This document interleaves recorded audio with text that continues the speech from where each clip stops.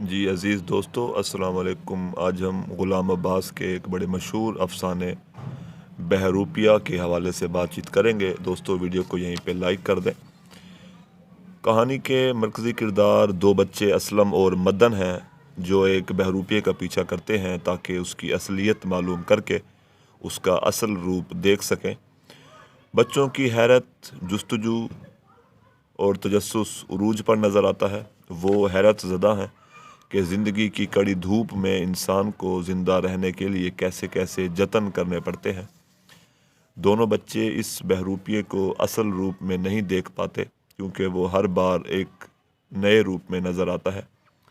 آخر وہ اسے اصل روپ میں دیکھنے کا خیال ترک کر دیتے ہیں۔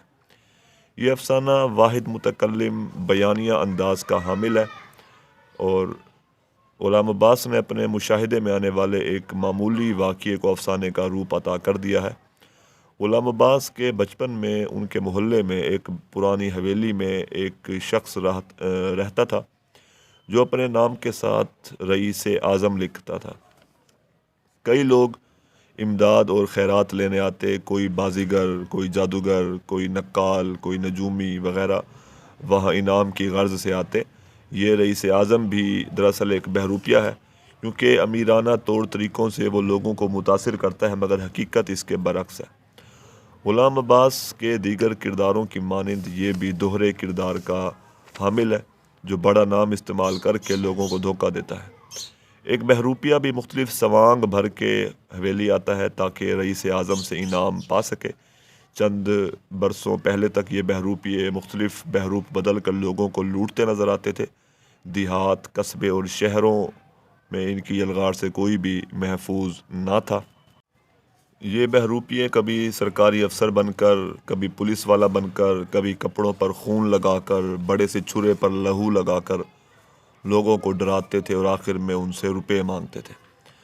غلام عباس اس بڑی حویلی، پرانی حویلی میں آنے والے بہروپیے کے بارے میں لکھتے ہوئے کہتے ہیں، اقتباس سماعت کیجیے۔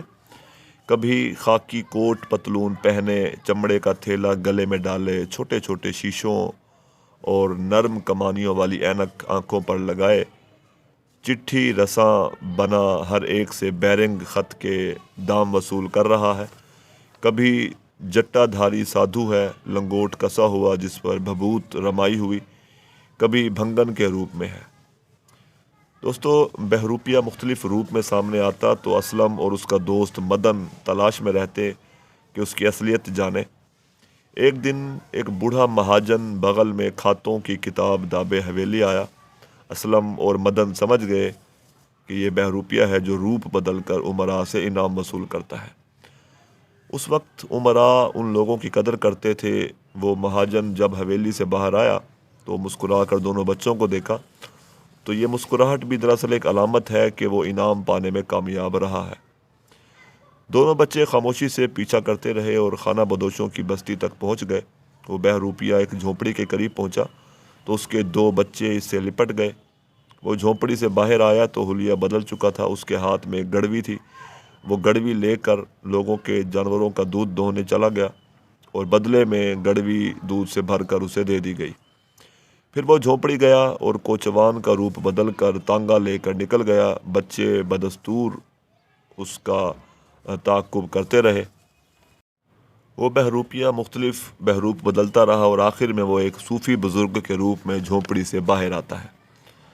اس درویش کا حلیہ سماعت کیجیے۔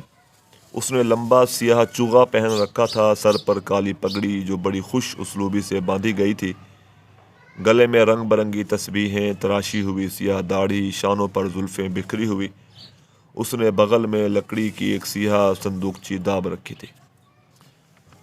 دوستو یہ صوفی درویش شہر کی جامع مسجد کے پاس جا کھڑا ہوتا ہے۔ اس کی صندوقچی میں کیا ہے ذرا سماعت کیجیے۔ اس نے اپنی سیاہ صندوقچی کھول کر دونوں ہاتھوں میں تھام لی۔ اس صندوقچی میں بہت سی چھوٹی چھوٹی شیشیاں قرینے سے رکھی تھی۔ درویش گھمبیر لہجے میں صدا لگاتا ہے اور کہتا ہے، آپ کی آنکھوں میں دھند ہو، لالی ہو، خارش ہو، بینائی کمزور ہو، پانی ڈھلکتا ہو، رات کو نظر نہ آتا ہو تو میرا بنایا ہوا خاص سرما نین سکھ استعمال کیجیے۔